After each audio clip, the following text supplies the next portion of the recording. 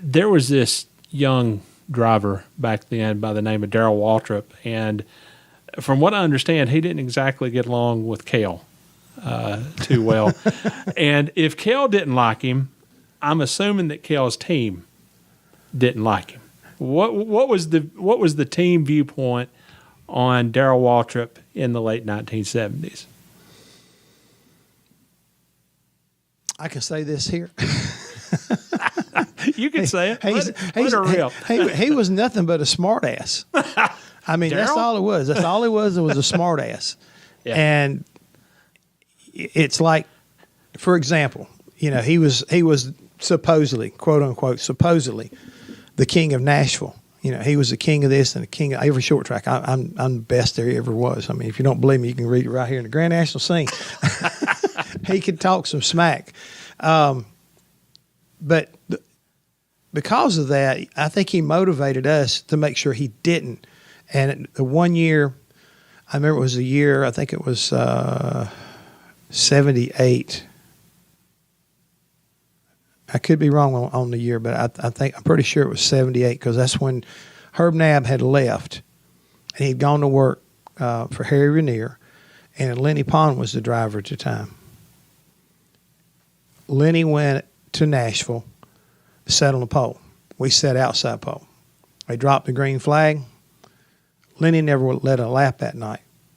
We led 402 or 403 out of a 410 lap race at Nashville. And no Lenny Pond, and definitely no Darrell Waltrip. So we go back the fall, the summer race. Back then, we were pretty close as far as when you went to both races, almost back to back. But we get back there again, everything repeats.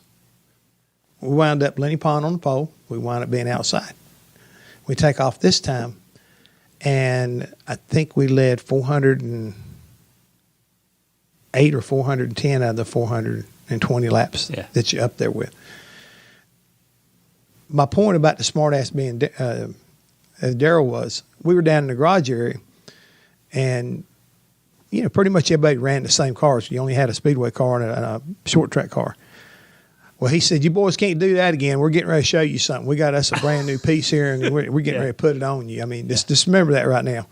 I said, "Okay, fine." We looked up at him, and everybody working on the 11s. So, well, all you got to do is just do it. And he didn't do it again. I mean, he couldn't. Cale, just put a whooping on him. And as I said, him being a smart ass like that, I think motivated us a lot. And, those are the kind of fun times that you can't ever forget because they were so in your face and definitive of how good Cale Yarborough was. A lot of times people ask me, what's the difference between Cale and Darrell? You've worked with both of them. Cale Yarborough had a little favorite saying. He'd tell it to Herb. He'd tell it to Travis and Tim Brewer. Boys, just get it close. I'll make up the difference.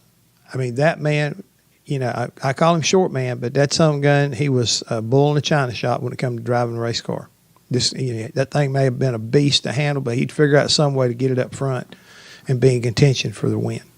And there's some days hotter than blue blazes outside, and that's when he liked it the most. You make it hot and slick, and Cale Yarborough was the guy you were going to have to outrun because he figured out a way from staying on that farm down in South Carolina. He was heat-treated and tougher than a pine knot. Darrell on the other side, he was smooth as silk, and he'd make the car do all the work. He was a smart race car driver. He'd work you to death getting the car right so he wouldn't wear himself out, and he'd have something left at the end of the day.